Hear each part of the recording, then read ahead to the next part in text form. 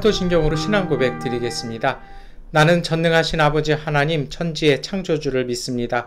나는 그의 유일하신 아들 우리 주 예수 그리스도를 믿습니다.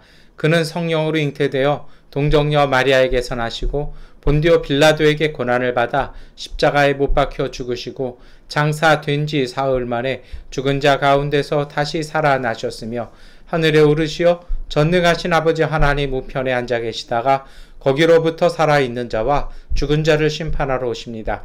나는 성령을 믿으며 거룩한 공교회와 성도의 교제와 죄를 용서받는 것과 몸의 부활과 영생을 믿습니다. 아멘. 찬송가 438장 찬송 드리겠습니다.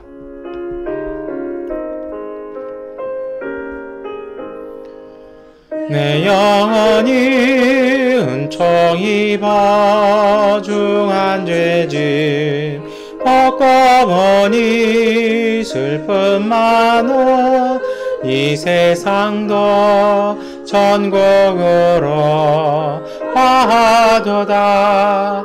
할렐루야 찬양하세. 내 모든 죄 사함받고 주 예수와 동행하니 그 어디나 하늘나라. 주의 얼굴 뵙기 전에 멀리 뵈던 하늘나라 내 맘속에 이뤄지니 날로 가깝도다. 할렐루야 찬양하세. 내 모든 죄 사함받고 주 예수와 동행하니 그 어디나 하늘나라.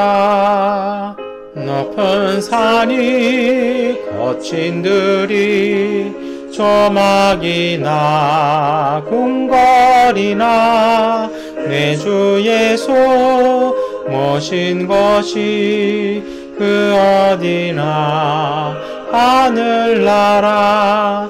할렐루야 찬양하세.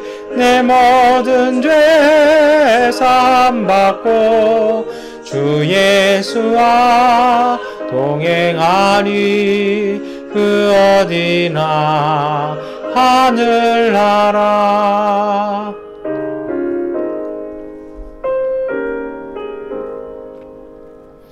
창세기 28장 10절부터 17절까지의 말씀을 세번역본 성경으로 함께 읽겠습니다. 야곱이 브엘세바를 떠나서 하란으로 가다가 어떤 곳에 이르렀을 때 해가 저물었으므로 거기에서 하룻밤을 지내게 되었다. 그는 돌 하나를 주어서 베개로 삼고 거기에 누워서 자다가 꿈을 꾸었다. 그가 보니 땅에 층계가 있고 그 꼭대기가 하늘에 닿아 있고 하나님의 천사들이 그 층계를 오르락 내리락 하고 있었다. 주님께서 그 층계 위에 서서 말씀하셨다. 나는 주 너희의 할아버지 아브라함을 보살펴준 하나님이요 너희 아버지 이삭을 보살펴준 하나님이다. 내가 지금 누워있는 이 땅을 내가 너와 너의 자손에게 주겠다. 너의 자손이 땅에 티끌처럼 많아질 것이며 동서남북 사방으로 퍼질 것이다. 이 땅 위의 모든 백성이 너와 너의 자손 덕에 복을 받게 될 것이다. 내가 너와 함께 있어서 내가 어디로 가든지 너를 지켜주며 내가 너를 다시 이 땅으로 데려오겠다. 내가 너에게 약속한 것을 다 이루기까지 내가 너를 떠나지 않겠다. 야곱은 잠에서 깨어서 혼자 생각하였다. 주님께서 분명히 이곳에 계시는데도 내가 미처 그것을 몰랐구나. 그는 두려워하면서 중얼거렸다. 이 얼마나 두려운 곳인가? 이곳은 다름 아닌 하나님의 집이다. 여기가 바로 하늘로 들어가는 문이다. 아멘. 네, 우리 창세기 28장 10절부터 17절까지의 말씀 함께 읽으셨습니다. 우리 이 말씀은 올해 참 많이 보았어요. 어찌 보면 이제 이 말씀으로 예배 드리고 기도하는 건 올해가 이번이 마지막일 것이라고 생각하는데요. 오늘 말씀을 통해서 우리가 묵상하고 기도할 것은 이것입니다. 먼저 그 야곱의 축복이에요. 우리가 이제 그 옛날 그 찬양곡에 야곱의 축복이라는 말 있지 않습니까? 뭐 담장 넘어 뻗은 나무 뭐 이런 찬송이 있었어요. 근데 사실은 그 출처가 어떻게 되는지는 좀 이렇게 성서적인 근거는 좀 약해요. 근데 저는 그렇게 생각합니다. 물론 그것이 이제 야곱이 자기의 자손들에게 축복 기도를 해주었던 마지막 뭐 기도문에서 이렇게 나온 것은 맞아요. 근데 진짜 야곱의 축복은 그게 아닌 것 같아요. 진짜 야곱의 축복은 바로 이것입니다. 그것은 무엇이냐면요. 우선 결론적으로 말씀을 드리면 야곱은 어떤 곳 어떤 자리에서든 어떤 상황에서든 자신의 있는 자리, 자신이 거하던 상황 그 모든 것을 복되게 만들어 놓는 그 축복이 있었습니다. 이게 진정한 야곱의 축복입니다. 둘째 아들이었고요. 형에 의해서 이렇게 별로 돋보이지 않는 아들이었습니다. 그리고 지금은 어떻습니까? 도망자로서 이렇게 집에서 이렇게 도망 나와야 했던, 사실은 좀 형도 속였고 아버지도 속였고 이제 어머니가 더 이상 어떻게 해줄 수가 없어서 도망갈 수밖에 없는 사람 아니겠습니까? 근데 놀라운 사실은요, 이곳에서부터 야곱은 자신에게 있는 진정한 축복에 대해서 눈을 뜹니다. 그것은 바로 무엇이냐면요, 하나님께서 그와 함께 하셔서 그를 돌보시고 계신다라는 것입니다. 그것이 바로 이 베델에서 있었던 일 이었던 것 같아요. 그리고 그가 일어나서 어떡합니까?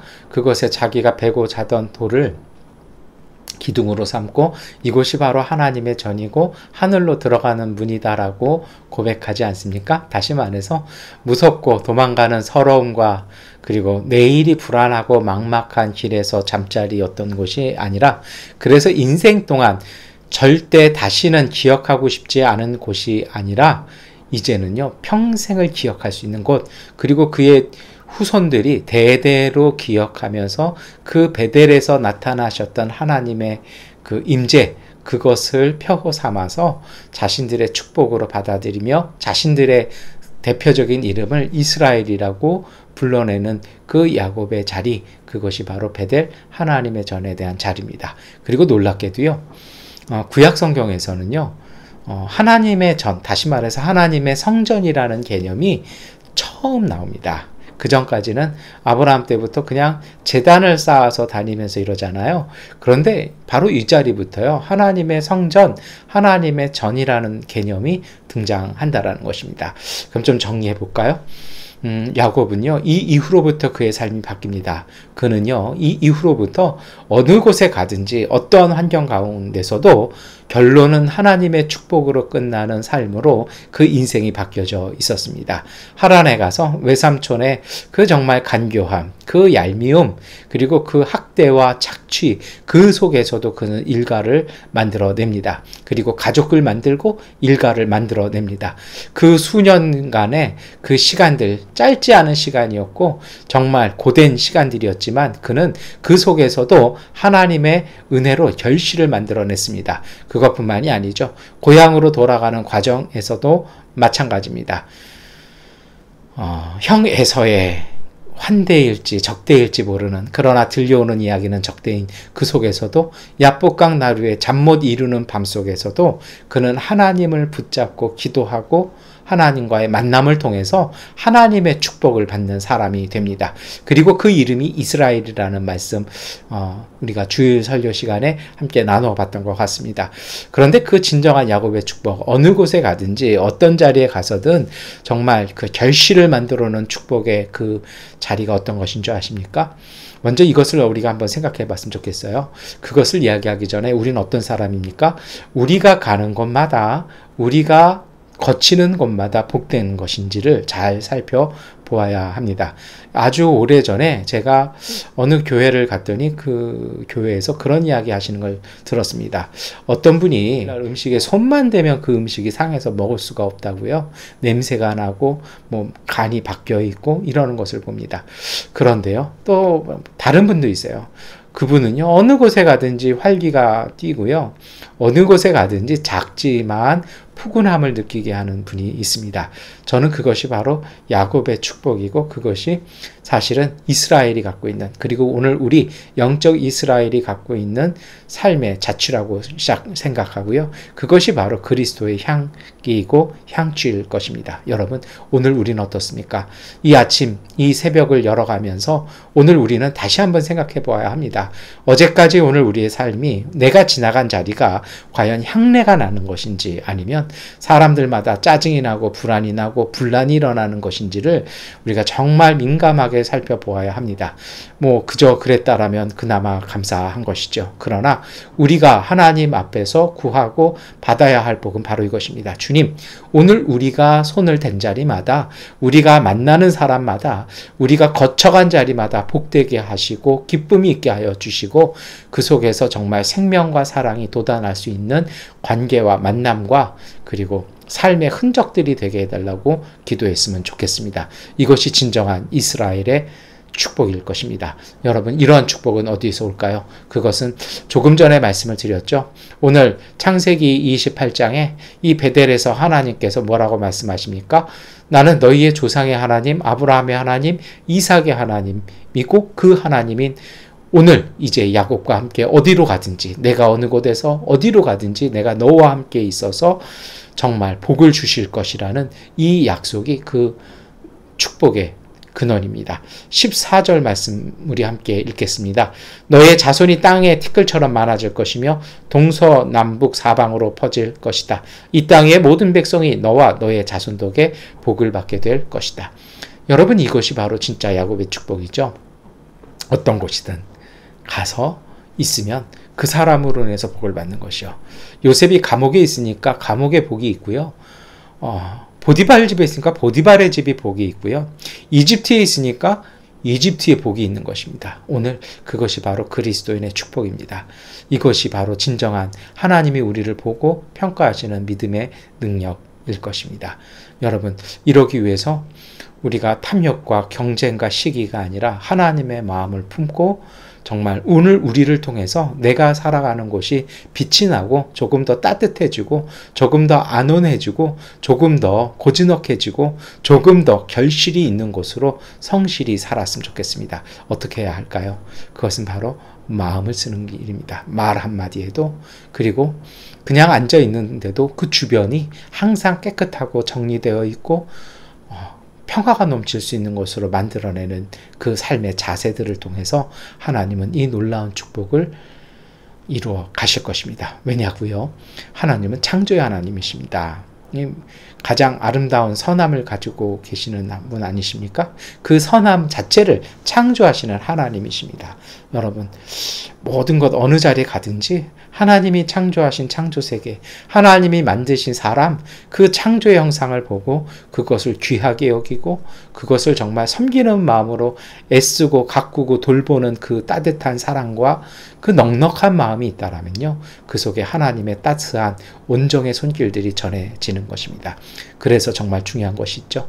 사람에게 말 한마디 할 때, 그리고 바라보는 시선 하나라도요, 여러분, 마음에 상처를 주고 아픔을 주는 것이 아니라 힘을 주고 격려를 주고 덕을 주는 그러한 정말 따스한 사람이, 그리고 격려의 사람이 되어야 할 것입니다. 가끔 그런 사람이 있어요. 맛있는 거 먹으려고 하면 꼭 말 한마디로 사람을 힘들게 하고요. 꼭 중요한 일을 앞두면요, 긴장한 건 좋아요. 근데 긴장했다고 해서 왜 짜증을 내냐고요. 긴장했으면 웃어주고 그걸 풀어주고 더 힘내라고 이렇게 응원해주는 마음이면 더 그것이 귀하고 예쁘고 아름답지 않습니까?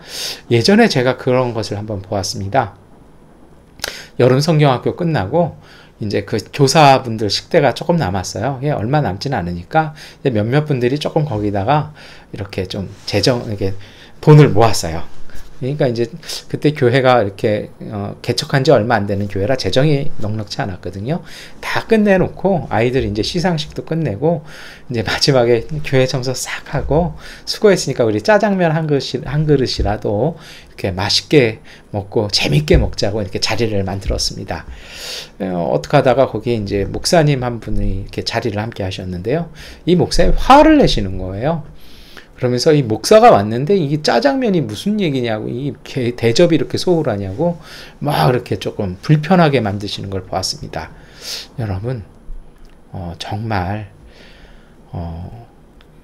컵라면 한 그릇이라도요 재밌게 먹으면 얼마나 좋아요.